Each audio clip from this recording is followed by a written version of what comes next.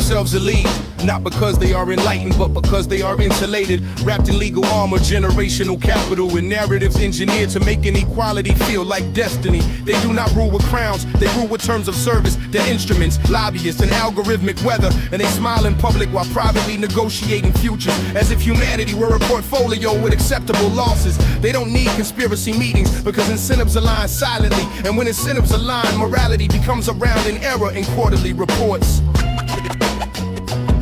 The elite do not live above the law. They live inside a different operating system where fines replace consequences. Scandals become PR campaigns, and accountability is outsourced to committees that expire before conclusions. They fund both sides of debates, sponsor outrage cycles, and manufacture controlled dissent. Because chaos is profitable when you sell stability, and stability is profitable when you control chaos. They drink champagne while mapping populations like livestock, optimizing attention, behavior, fertility, fear thresholds, and loyalty curves like a livestock management dashboard for primates with smartphones. They wear no crowns, yet they crown outcomes. They sign no decrees, yet their preferences become policy. They fire no shots, yet they spreadsheet decide who starves, who thrives, and who disappears into statistics. They learn that bullets are expensive, but narratives is renewable energy. So they weaponize identity, distraction, dopamine, and digital tribalism until populations fractured into self-policing mobs. They do not censor truth,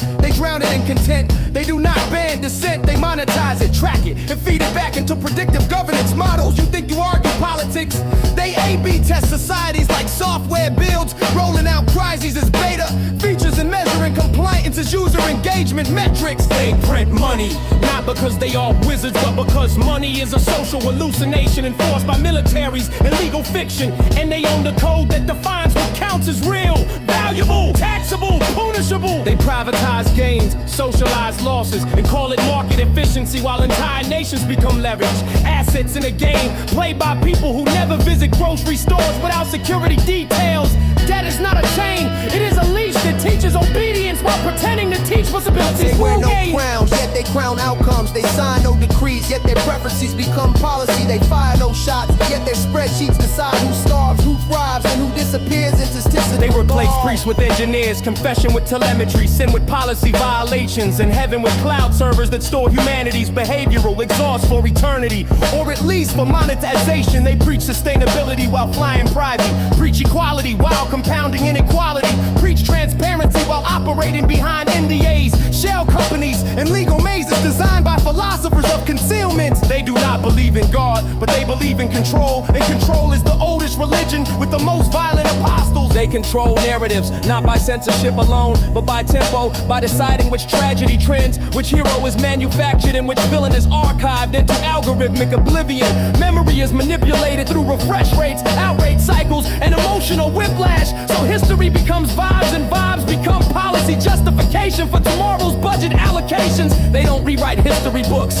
they rewrite attention spans, because a population that forgets yesterday cannot prosecute today. They say anyone can join them, but the entry fee is ancestry, connections, and a willingness to amputate conscience. They call it meritocracy, but merit is defined by people who inherited the definition. They fund think tanks to justify their existence, universities to rationalize their dominance, and foundations to launder legacy into moral capital that outlives their scandals. Philanthropy is the tax they pay to history, so history will remember them kindly while forgetting their methods.